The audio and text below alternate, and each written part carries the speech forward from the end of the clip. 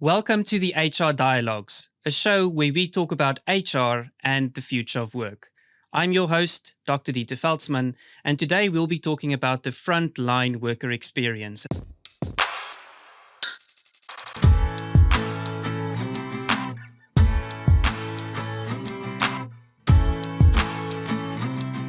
Cristian Grossmann, CEO of Beekeeper. Chris, thank you so much for joining us on the HR Dialogues. For sure, Dieter. Thank you so much for the invitation, and it's a pleasure to be here. Chris, tell us a little bit about yourself. What brings you to the HR Dialogues and what do you do at Beekeeper? Frontline is the big passion of Beekeeper. We love helping frontline workers unleash all of their potential, making their lives easier. We believe frontline work is already really hard, and it's essential for our society. And it's a big segment of the workforce. If you think about it, 2.7 billion people that has been long forgotten and somehow disregarded when it comes to new digital trends, technology, AI, etc. And we just love bringing that type of technology into the frontline to make their lives easier and make their companies more productive. I love that. I'm very passionate about employee experience, and you're absolutely right. I think the frontline workforce has for a long time been neglected, not only in that regard, but I think across the board in a lot of things. And Chris, before we deep dive into the frontline and the work and some of the very interesting research that you are busy with in that particular space, tell us a little bit about yourself. What's the best career advice that you've ever received? Best career advice. That's a good one. I think it has been really focusing on people. So I think people is the A and O in anything you do around your career. So if it's not your boss, it's your colleagues, it's your peers, it's your leaders, it's your board. So it really comes down to the people. And I think focusing on creating good, strong, trusted, and long-lasting relationships is really, really important. Yeah, most definitely. I think I sometimes tease some of our clients when I say, you can give me the org structure, but tell me what the relationships look like. And that's a more adequate representation of how the business actually works and plays out, right? Correct. Chris, what drew you towards the focus on the frontline workforce?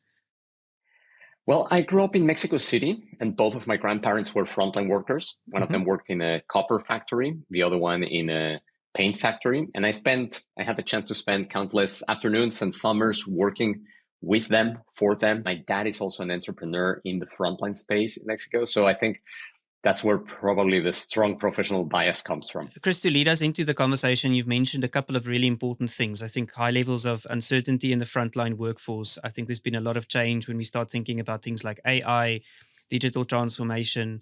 I think there's also been significant shifts around what people want from employers and from organizations and what they expect good work looks like. Yeah. And we do see this conversation also filtering through to start understanding that when we use the term workforce, it's not one thing. It's actually very nuanced, and we need to be much more aware of that. You've recently released some really, really interesting research that you've done within the frontline segment. So maybe give us some context to the research and why did you want to study this? We're fortunate to have probably one of the largest bases of frontline workers that are active on our platform of Beekeeper. So we get to see a lot of trends and a lot of ways of how people are working and using new technologies in the frontline, everywhere from Asia, Europe, the US, but also across industries. So it's a very rich data set that we have. And a number of years ago, we started actually conducting a survey, a poll survey, to understand how is the frontline feeling nowadays. That was pretty much after the pandemic, where we started asking those questions. What is motivating the frontline? What are productivity inhibitors? What are things that they're stressed about? And we've been following that for a number of years. And in our latest research now for 2025, we're seeing some really, really interesting trends. But I would say that's why, really out of curiosity and understanding better the segment of the workforce that we serve. And I think what you really also speak to is accessibility towards really hearing the sentiment and the voice of the frontline worker, which is something that I think has been forgotten for a long period of time. Correct, 100%. And I think there's almost a historic hangover with the frontline that we still feel and see nowadays of being the replaceable, the ones that just come in and go, etc. While I think the pandemic, one big lesson that taught all of us is that they are the ones that really hold a lot of our businesses and economy sectors together and keep driving it, right? Be it healthcare, be it food production, be it retail groceries, be it transportation, logistics, you name it. Like they're truly everywhere. And as you say, it has been really forgotten to serve them well, create an employee experience that simplifies the processes and the ways they work. Because if I told you the stories that I continuously see with some of our prospects, it's just mind-blowing that nowadays businesses in 2025 still send PTO requests in little pieces of paper that need to be handed over from one person to the other. Truly, that still happens. So no, you're absolutely right. There's always been two things that's bothered me a little bit about how we approach this segment, if I may call it that, just for simplification. I think the first one is a lot of organizations have what happens at the corporate head office, and then they just try to push that down into the front line, not realizing that the ways of work is very different. It's very different how people communicate, how they interact, what their day-to-day life looks like. And correct. then I think on the other side, also, I've heard a lot of language change over the last couple of years, which I think is a positive thing around how we refer to the segment of the workforce within the front line. I think some of the old language that was utilized was really almost derogatory in nature, and I think underplayed the importance that you've just mentioned that this part of the workforce provides to the global economy. So, Chris, what did you see in the research? I mean, give us some of the juicy details around what is the frontline telling us. Main key takeaways, I would say, are there's a big need for supporting the managers. We strongly believe that managers are one of the key catalyzers for frontline engagement, frontline retention, frontline productivity. And they spend over 60% of their time doing repetitive admin tasks that can easily be automated. So they are probably one of the choke points in all of this industry. And some of the insights that we gained from there are actually managers need better connection and communication from the headquarters. They're basically the relay towards the frontline workforce, and that communication is simply not flowing efficiently. So there's an issue around communication. And the other big issue for them is paperwork. Literally the amount of paper they need to be pushing around. So processes, admin, inefficiency is a big, big drain and drag for this type of organizations. So I would say that's a very clear picture that emerged from the data. In terms of the knock-on effects of that is that the frontline workers have a big, big need for three things. One of them is communication as well from their organization/managers. The second one is around training. And the third one is around staffing.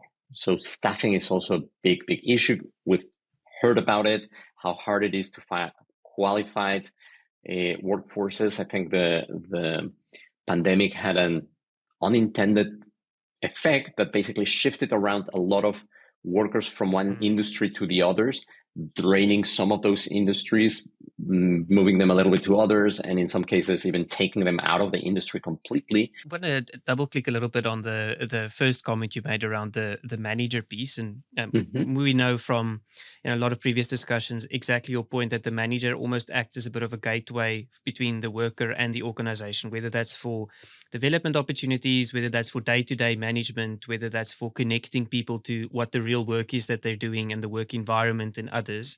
So I think the point that you make, which I think is quite interesting, is I sometimes find that there's this compounding effect coming down from head or corporate head office, expecting managers at that level to now go and make things happen without sometimes I think the realization of what does that translation and practical component actually looks like. So I think one of the biggest levers for organizations is the use of technology and coming out of the old ways of doing things, right?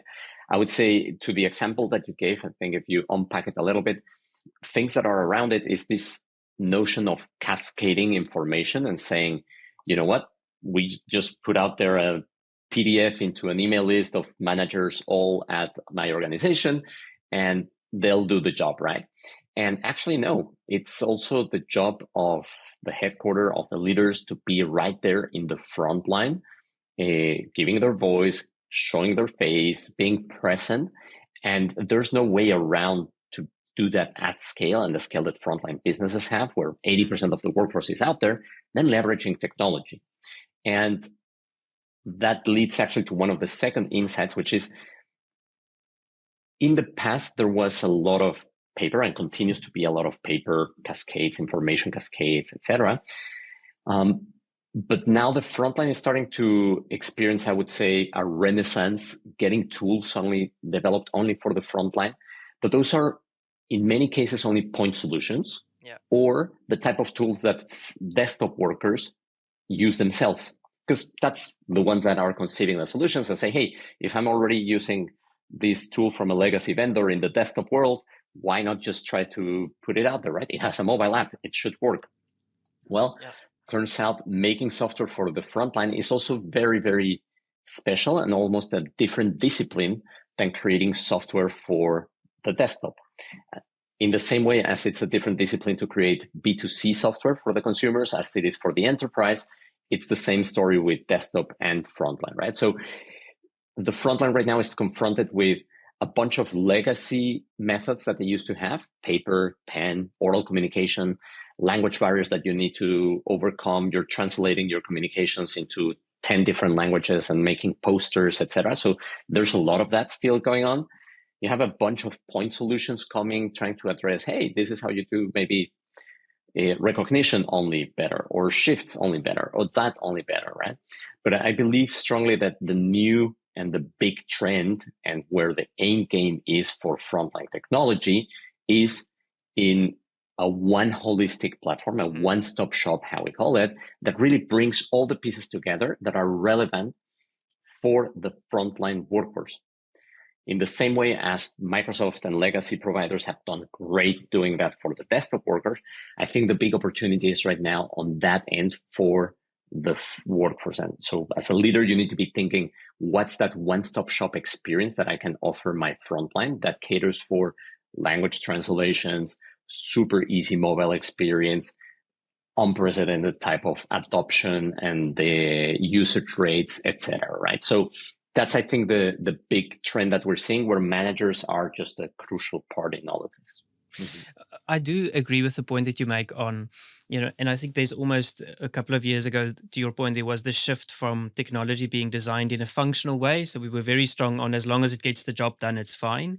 I think there has been a shift a lot more towards the user of the technology, but I think that has been focused in the desktop accessible technology, Yes. always connected type of space. And Yes. I do like the movement that you also talk about, the fact that if you design for a different type of end user, the design and the experience should look very different. Because a lot of the tech that I've seen, we take a practice and we push it down and forgetting that it's one user with one experience, it's one worker. And I Correct. think if that starts to shift and change, I think there's so much opportunity and possibilities there.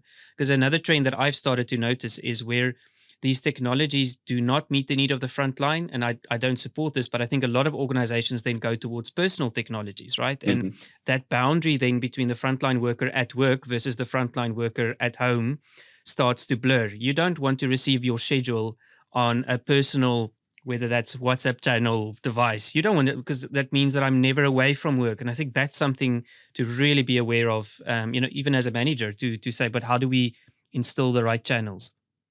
100%. That's something we see over and over. And that has also some knock-on implications on creating a huge shadow IT debt for the Mhm. organizations that, on the one hand side, as you correctly point out, employees don't appreciate that. They really don't like it. They might not say anything and they might play along for a while, but once you put a technology by the side that is a one-stop shop where they have control on how to go about it, it adjusts automatically and intelligently to their shift, it's a whole other story. And they appreciate greatly that they're separating their personal life of texting, WhatsApp, whatever it is that they use, and the corporate. So that's one thing. But also from a CIO perspective, we're seeing on the top of priorities for CIOs, the topic of cyber resilience, Yeah. cyber attacks, and you create a number of attack surfaces and vectors by going in that directions that organizations are not even aware of. So it has both the personal side for the workers and the high risk and cyber resilience for the company that are just put at risk with those type of approaches. Absolutely. Chris, I want to shift a bit. We've spoken about, I think the manager, and we kind of touched a little bit on the technology side of things there as well. I love the point you made earlier also around staffing and skills. We know skills is a major global topic at the moment. And I think sometimes the frontline workforce, we don't focus enough on that in terms of the demand and supply that we have of frontline workers, Mm-hmm. especially because I think, and this is my view, and please feel free to disagree with me, I think there's this misconception, that technology and AI is just going to solve the skills gap and shortages that we have in that segment. And I don't think that's the case, but I would love your view on that. I would agree, and also add one thing that it's a very desktop focused view of AI, that it will just replace jobs, because actually, especially in the front line, you still need somebody that carries the boxes, puts the products in the shelves, etc. Yes, robots are coming and robots will help a lot with that, but we strongly believe in a future where AI is enhancing and augmenting the power of the humans. And I think probably there will be more desktop worker type of jobs being replaced and automated by AI than what you see in the front line. Today in the morning, I had a couple of experts that came in to check the water pressure of my house. That's something that you will really hardly do with even a robot to go and do all of that. I think that's not going to happen anytime soon, right? So those type of frontline workers, that type of know-how, expertise, etc., will for sure be able to be supported by AI, but you ultimately need a human also to get the job done, right? So I think the whole topic of, as you say, skills, AI, how technology can support it is hugely important, because I think AI can accelerate indeed that know-how build-up and the know-how transfer and upskilling of the workforce that also needs to evolve in order to cope with that, right? So it's a really, really interesting topic that also from our research comes out really clearly that it's still, I would say, we're in the point where there's a widespread skepticism about AI and what AI can do for the people. But there's also, I would say, a recognized huge potential, maybe it's still imagination, of things that can happen. So it's a very interesting moment in history of how technology spreads and actually is adopted in the frontline, which is, again, different at a different rate and a different mode than how it is adopted in the desktop world, right? Nowadays, everybody can write a summary or create a blog post with ChatGPT, and that all kind of like, we all know that drill. But nobody really knows how AI is really going to change the frontline. And that's where we're also spending a lot of time and effort in working together with our customers to come up with exactly those use cases and choke points that technology can really help with. And I think that's such an interesting domain, right? To really start exploring, because I definitely agree with you. I think there's almost, where we find ourselves today, a lot more awareness about the potential application, if I may call it, in traditional office-based jobs. I think that translation into how it can be particularly useful and to do things like help augment, bridge skills gaps, make things faster. I love your comment on reducing choke points. I think that will be a really big game changer for people to spend some time on. I think especially organizations that have a large frontline workforce, to really go and ask the question, not what we're going to do at the corporate side of things, but what are we going to do in terms of the productivity, the operations, and to solve for a lot of those things in future there as well. Chris, what else should we be thinking about when you look at the insights of your research? I'm very interested again in that the staffing component that you spoke about, not just around skills, but should that be changing how organizations think about workforce planning? Because I think we've done notoriously a bad job, I think especially in frontline work, to be able to really gauge what is required and manage that ebbs and flows. Yes. So I think in with the topic of staffing, it's also a very, very convoluted topic where there are a couple of layers. The first one is, companies always think my problem is I don't get actually enough people into my company, like the hiring piece, which yes, it is an issue, but actually the bigger issue is the leaky bucket that they have in their companies of all the people that leaving. So it's not so much a hiring issue as it is a retention issue. So it's the question, how do you actually retain better your people? And the question is then, well, why are they leaving? Why do they typically leave? And what are the things that you can do as a company to actually address that?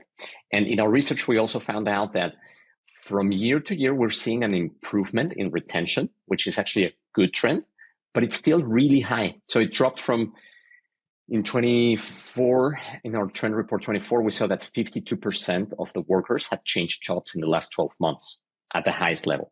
52%, that's just a lot. Massive. Imagine basically rehiring half of your company every year. That's a lot of work, right? And this year, we saw it come down to 45%, which is an improvement. It's going in the right direction, but there's still a lot of work to do. It's still really, really high, right? And some of the reasons, we double clicked into why are people still leaving and why did people stay a little bit longer. And some of the interesting insights is on the topic of retention. One of the things that really caught our attention, because it came really clearly from the data, is the topic of recognition and encouragement. There seems to be a huge hunger or thirst, however you want to call it, from the workforce and even the managers for some sort of recognition, simple recognition of, hey, you're actually doing a great job.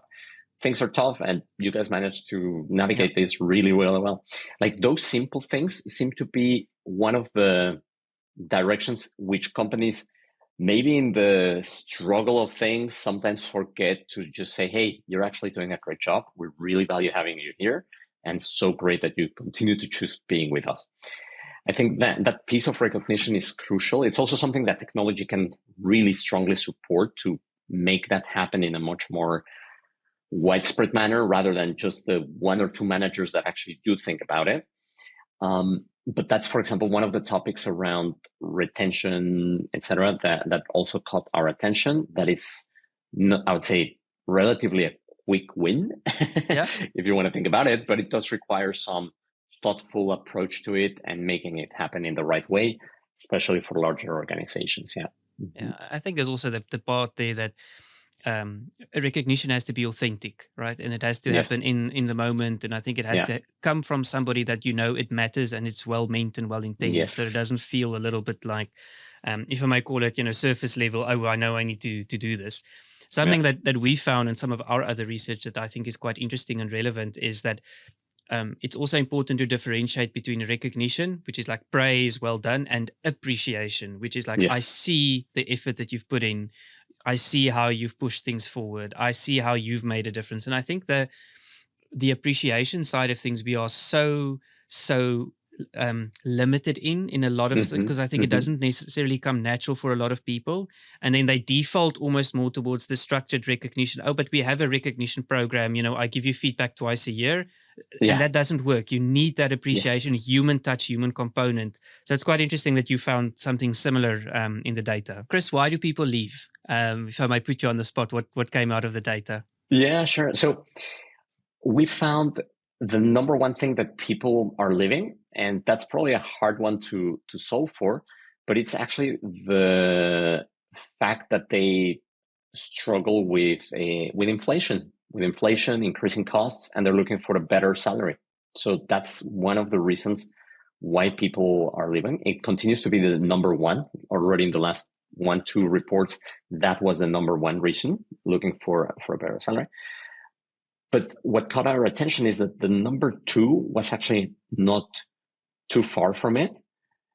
And it had to do more with the atmosphere and the culture of the company.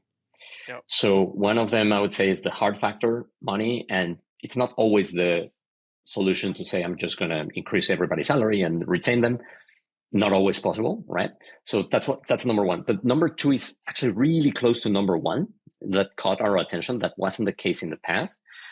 And it's a much more controllable place where it ties to our conversation of today around employee experience and what can you actually do as a leadership team and a leader in a company to really create a simple, empowering, and engaging experience for the frontline that is just not full of inefficient processes and pains and stuff that makes it just hard to do a job that is already really hard.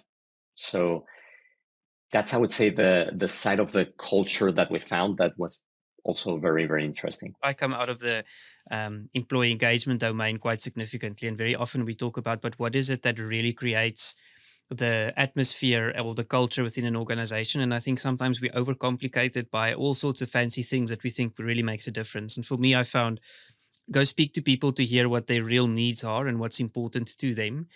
do not forget, and hygiene factors is such a terrible way to describe it, but the hygiene factors that just lead people into an environment where they feel safe, where they feel heard, where they feel fairly treated.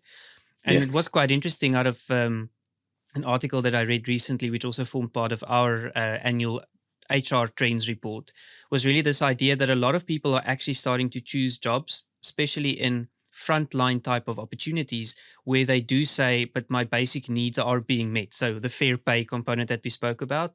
And people are realistic. They know when they can't be paid more, when they are being treated fairly. But on the other side, also feel that they see a future for themselves in there in terms of the viability of the job. And I think the misconception there is future does not necessarily mean I want to grow into a manager role or I want to move beyond that. It's more about the predictability Yes. of, is this job still going to be there in a couple of years' time? 100%. And that's also very clear in our data. So the topic of these basic needs being met, for example, one of the, it wasn't on the top stressors, but one of the things that is really important for frontline workers is this notion of safety. And safety is also a very broad topic. It's of course, physical safety, but also smaller, simpler things like I can leave my valuable stuff somewhere closed while working, and I know it's going to be there when I finish my shift. So it's those type of almost, as you say, basic needs that need to be guaranteed and that sometimes are overlooked or not paid attention to, and that definitely has a big effect. Yeah. And I really want to encourage, leaders that do lead businesses with a big frontline workforce. I was doing some work with a client a while ago, and they're in the gaming and hospitality industry. And, we went out into the casino floors and kind of started to try and understand, but what is the day-to-day lived experience looks like? And what is interesting is the stuff that you've just mentioned. Go and have a look at, how do people reach your office? What does that Yes. experience look like? How do they kind of get ready for the shift? Where do they leave their personal belongings? Do they feel safe? Do they feel secure? And what I sometimes love, especially in these like hospitality type of businesses, it's beautiful front of house, right? When you get there, the moment that you go through these hidden doors that nobody sees, that exists everywhere in the property, it feels like you've gone 40 years back all of a sudden Yes.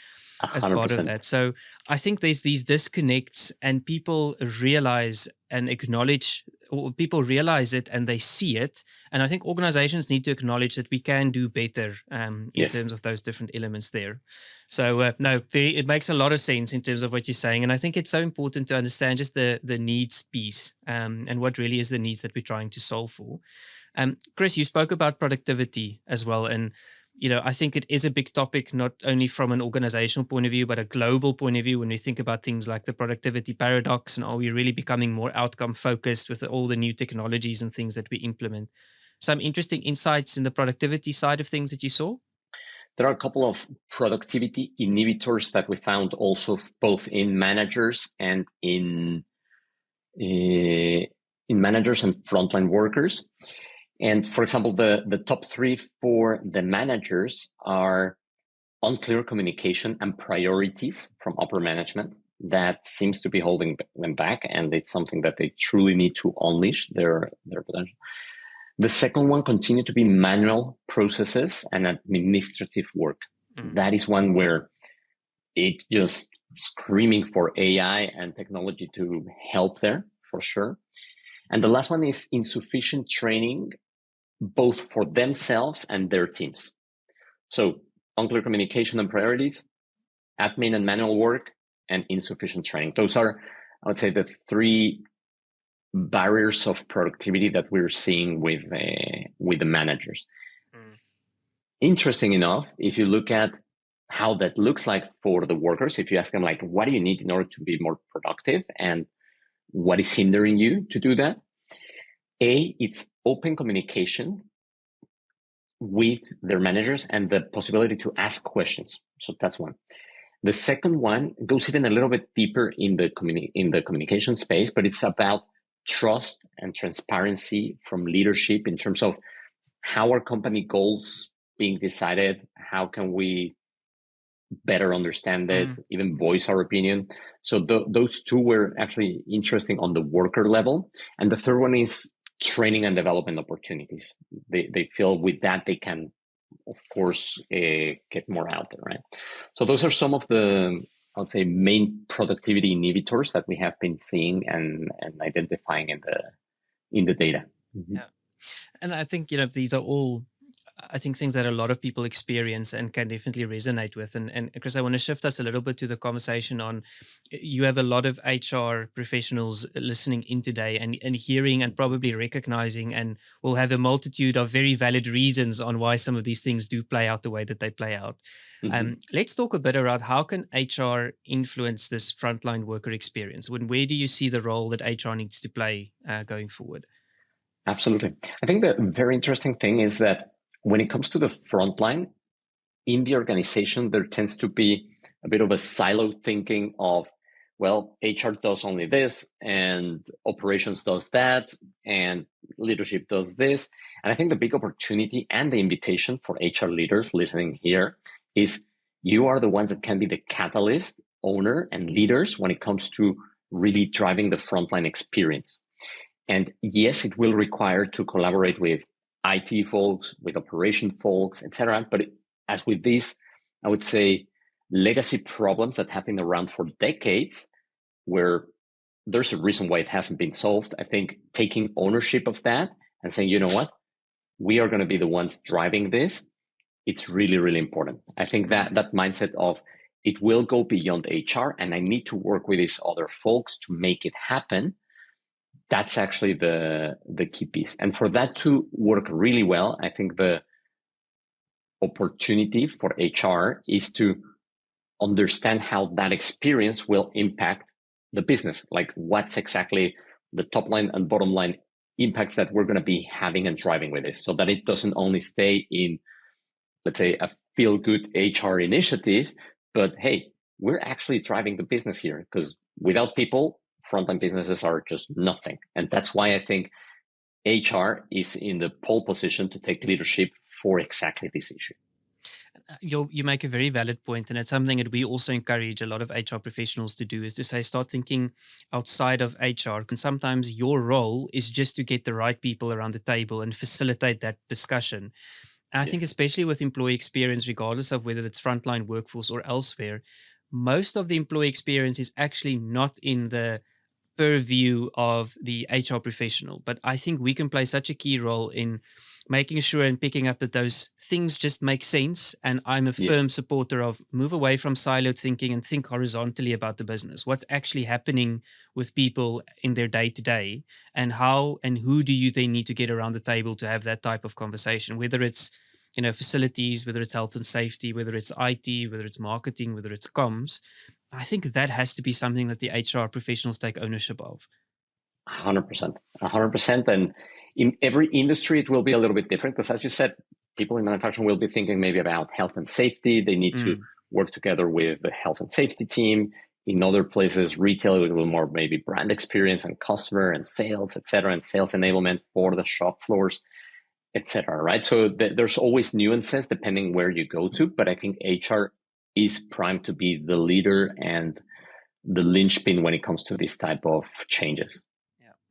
Most definitely. And Chris, I want to start wrapping up for us as well, and also maybe pulling together a few things that really stood out for me in our conversation. And the first one that you spoke about that I really loved is the importance of us focusing on the frontline workforce and what their current experience looks like. And I think also the insights that you gained from the study that you've done over a number of years around what the choke points are, and how can we enable managers to really be able to meet the needs of the frontline workforce, improve the communication, have a one-stop type of experience that is a lot more designed around the frontline worker as opposed to imposed on them, that speaks towards their real needs. Correct. Love the point that you made around what does safety look like for these individuals, and what are the needs of the frontline workers at a very practical, pragmatic level, as opposed to the things that we think is going to make a Yeah. difference in terms of their culture.